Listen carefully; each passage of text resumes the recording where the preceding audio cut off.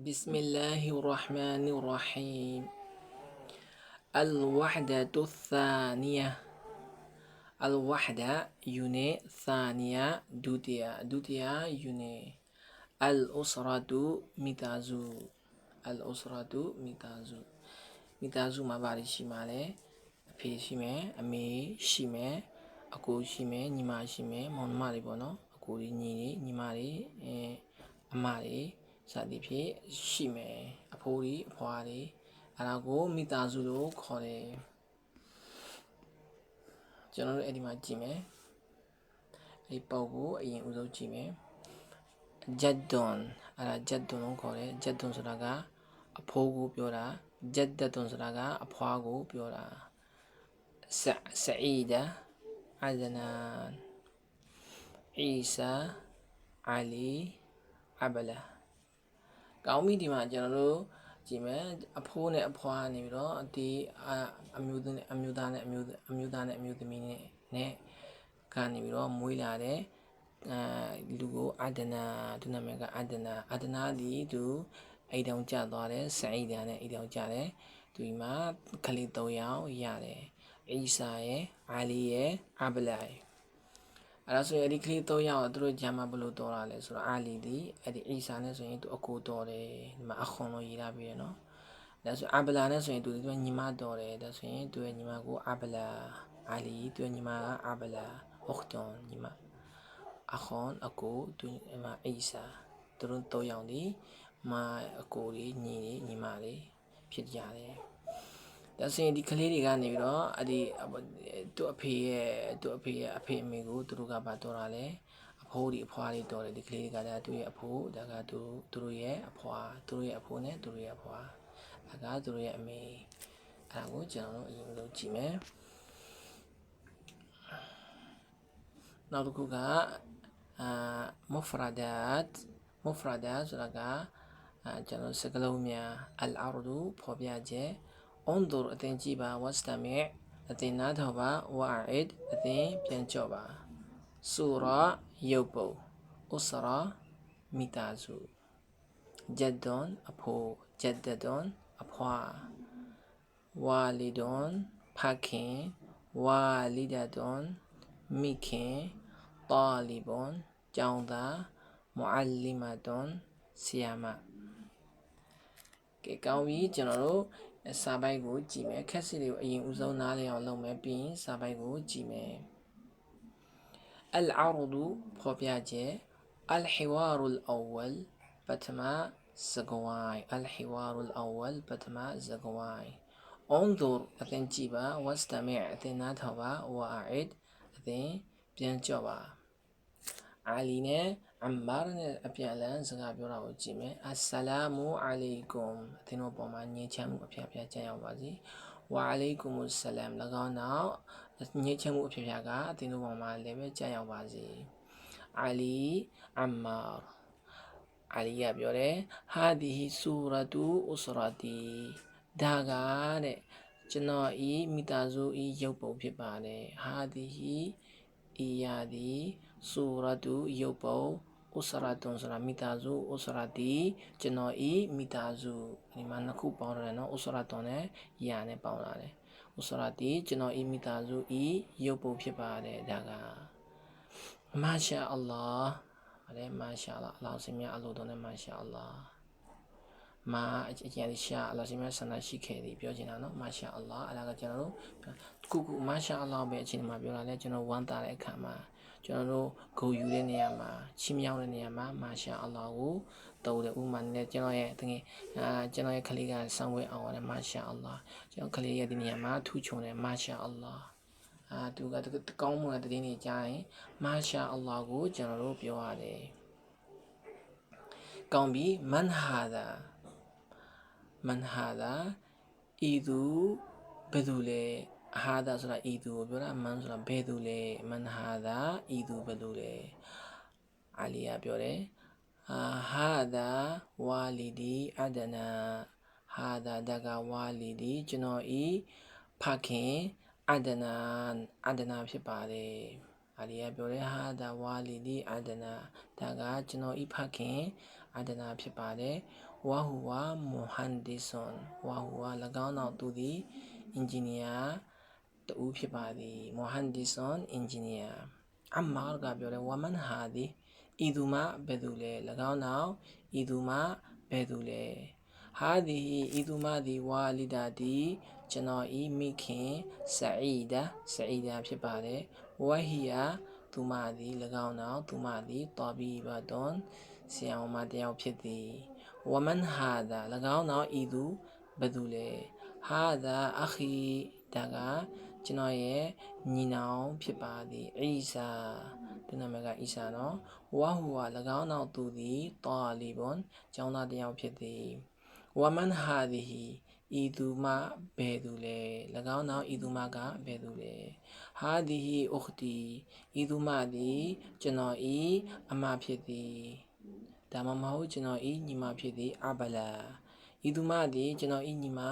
အဘလာဖြစ်ပါသည်ဝဟီယာမူအလီမာတွန်သူမသည်ဆီယာမတယောက်ဖြစ်ပါသည်ဝဟာဒါဂျက်ဒီ၎င်းနောက်ဒါကကျွန်တော်ဤအဖိုးဖြစ်ပါသည်ဝဟာဒီဟီဂျက်ဒဒီ၎င်းနောက်ဤသူမှသည်ကျွန်တော်ဤအဖွားဖြစ်ပါသည်ဤသူသည်ကျွန်တော်ဤအဖိုးဖြစ်သည်၎င်းနောက်ဤသူမှသည်ကျွန်တော်ဤအဖွားဖြစ်သည်အမာရကပြောတယ်မာရှာအလ္လာဟ်ဒါတွေကအလ္လာဟ်မြတ်အလိုတော်နဲ့အလိုတွေရှိသွားပြီကျွန်တော်တို့အဲ့ဒါကိုထားပြီးတော့အထက်ကပြန်ဖတ်ကြည့်မယ်နော်ပြန်လည်လေ့ကျင့်မယ်အစ္စလာမူအလိုင်ကွမ်ဝါအလိုင်ကွမ်ဆလမ်ဟာဒီဟီဆူရတူဥစရာတီမာရှာအလ္လာဟ်မန်ဟာဒါهذا والدي عدنان وهو مهندس ومن هذه والدتي سعيدة وهي طبيبة ومن هذا أخي عيسى وهو طالب ومن هذه أختي عبلة وهي معلمة وهذا جدي وهذه جدتي ما شاء الله အဲ့ဒါကိုကျွန်တော်တို့လေ့ကျင့်မယ်နော်ဖတ်ရမယ်ပြန်နေပြီးတော့လေ့ကျင့်ရမယ်မူဖရာဒတ်စကားလုံးများကိုခဏအစောပိုင်းကကျွန်တော်သင်ခဲ့ပြီးသွားပြီကျွန်တော်အခုတဒရီကိုဆက်သွားမယ်နောက်ထပ်တဒရီကိုဆက်သွားမယ်အဲ့တဒရီမှာပါရှိတယ်ဆိုတော့တဒရီလေ့ကျင့်ခန်းမှာဆီလ်အတင်းဆက်ပြီးပါဘိုင်နယ်ကလီမာတီဝဆူရာတီလ်မူနာစီဘာဘိုင်နာဆိုတာဂျာမာကလီမာစကားလုံးဝဆူရာ၎င်းနောက်၎င်းနေဝါဆိုတဲ့ညမှာ၎င်းနောက်မပြန်ဘူးနေလို့ပြန်မယ်ဆူရာရုပ်ပုံမူနာစီဘာတင်လျော်သောရုပ်ပုံနဲ့စကားလုံးဂျာမာအတင်းဆက်ပြီးပါဆီလ်ဘိုင်နယ်ကလီမာတီوالصورة المناسبة ကျွန်တော်ကြည့်မယ်ဂျက်ဒတွန်ဆိုတာအဖွားဂျက်တွန်အဖိုးဒါဆိုရင်ဂျက်ဒတွန်ကိုအဖွားနဲ့ဆက်ပြီးမယ်ဂျက်တွန်ကိုအဖိုးဆိုတဲ့ရုပ်ပုံနဲ့ဆက်ပြီးမယ်မူအလီမာတွန်ဆူရာတွန်မူအလီမာဆိုရင်ဆရာမနဲ့ဆက်ပြီးမယ်ဆူရာရုပ်ပုံကိုအရိယာရုပ်ပုံနဲ့ဆက်ပြီးမယ်ဥစရာတွန်မိသားစုကိုအဒီကမိသားစုရုပ်ပုံနဲ့ဆက်ပြီးမယ်ဝါလီတွန်ကိုဖခင်ဆိုတဲ့သူနဲ့ဆက်ပြီးမယ်ဝါလီဒတော်မိခင်ဒါဆိုရင်အဲ့ဒီအမျိုးသမီးနဲ့ဆက်ပြီးမယ်တာလီဘွန်ကျောင်းသားကိုအရာလွယ်ထားတဲ့ရုပ်ပုံနဲ့ဆက်ပြီးမယ်ကောင်းပြီကျွန်တော်တို့ဒုတိယအပိုင်းကိုဒုတိယစကားဝိုင်းကိုဆက်ပြီးတော့ကြည့်မယ်ကျွန်တော်ဒုတိယစကားဝိုင်းမှာအရင်ဦးဆုံးကကျွန်တော်တို့အဲဒီတမန်တော်မြတ်ဆလ္လာအလိုင်ဝါဆလမ်ရဲ့ရုပ်ပုံတပ်ပင်နဲ့ပတ်သက်ပြီးတော့တမန်ဆလမ်ရဲ့မိသားစုနဲ့ပတ်သက်ပြီးတော့ရုပ်ပုံကိုကျွန်တော်တို့လေ့လာမှာဖြစ်တယ်သူကတပ်ပင်ပုံစံနဲ့ရှင်းပြထားတယ်ကောင်းပြီအဲ့ဒီထဲမှာအဗ်ဒူလ်မုတ္တလစ်ရှိမယ်အဘူတာလစ်ရှိမယ်Hamza ရှိမယ် Al-Abbas ရှိမယ် Abdullah ရှိမယ် Amina ရှိမယ် Safiya ရှိမယ် Muhammad sallallahu alayhi wa sallam Al-Qasim Abdullah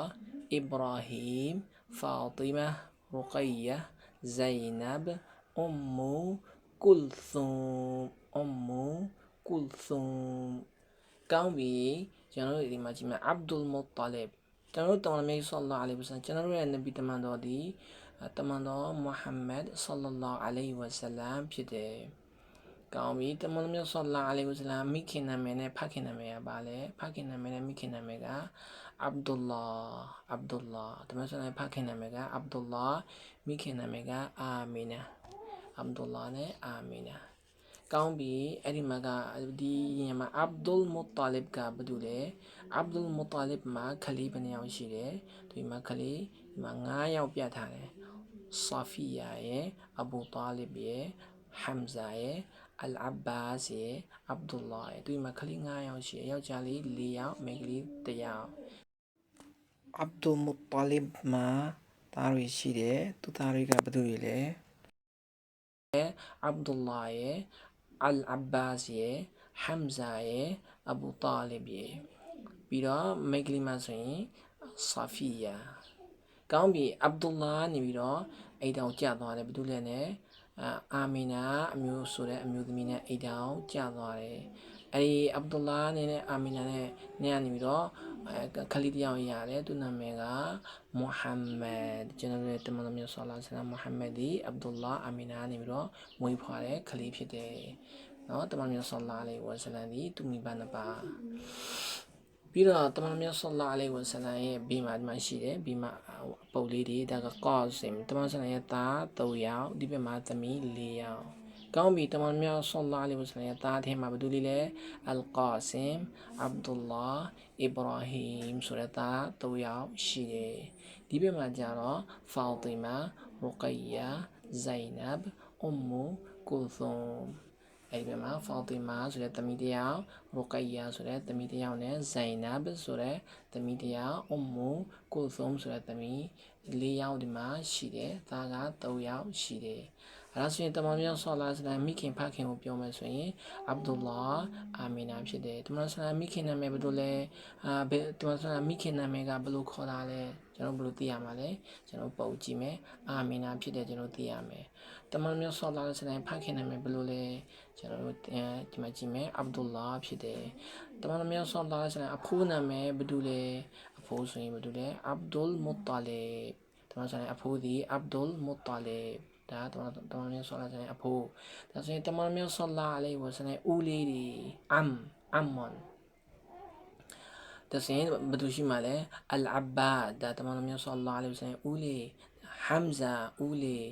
အဘူတာလစ်ဦးလေးဒါဆိုရင်ဆာဖီယာတမန်တော်ဆလ္လာလဟ်ဝါဆလမ်အတော်သူကိုအမ်မာလို့ခေါ်တယ်အတော်အမ်မာ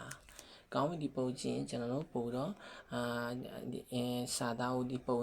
အရင်ဖတ်လိုက်တဲ့အတွက်ကြောင့်မလို့ပုံစာသားကိုဖတ်လိုက်တဲ့အခါမှာပို့ပြီးတော့လွယ်ကူသွားလိမ့်မယ်ဒီပုံကိုအရင်ဦးဆုံးနားလည်အောင်ကျွန်တော်တို့လေ့ကျင့်ရမယ်ပြီးမှကျွန်တော်တို့ဆက်ပြီးတော့တွားရမယ်ကောင်းပြီအဲ့ဒီပုံမှာကြည့်မယ်နော်အဲ့ဒီပုံမှာကျွန်တော်တို့ကြည့်မယ်အလ်မူဖရာဒတ်အလ်မူဖရာဒတ်စကားလုံးများအလ်အာရဒူဖော်ပြချက်အွန်ဒူအသင်ကြည့်ပါဝတ်စတမီ၎င်းတော့အသင်နားထောင်ပါဝါအိဒ်၎င်းတော့အသင်ပြန်ကြော့ပါရှာဂျရာတစ်ပင်အဒနာဆိုတဲ့ပုဂ္ဂိုလ်အမ်မွန်ဆိုတာကဦးလီအမ်မဒွန်အဒေါ်အမ်မွန်အမ်မဒွန်ဦးလေးနဲ့အဒေါ်အဖေပဲကောင်ဒါအဖေနော်အဒနာဒီသူ့မှာသူတို့ညီကို3ယောက်ရှိတယ်ဘယ်လိုလဲသူတကသူရဲ့မိန်းကလေး1ယောက်ဒီမှာယောက်ျားလေး1ယောက်ဒီမှာအဒနာဒါသူတို့ရဲ့မောင်နှမတွေနော်ဒါသူတို့ရဲ့မောင်နှမတွေဒါကသူညီဒါကသူအမတို့မဟုတ်သူညီမဒါသူတို့ရမောင်နှမတွေအဲ့ဒီကနေပြီးတော့အဒနာကနေပြီးအိမ်တော်ပြုတ်ပြီးတော့ခလေး2ယောက်မွေးတယ်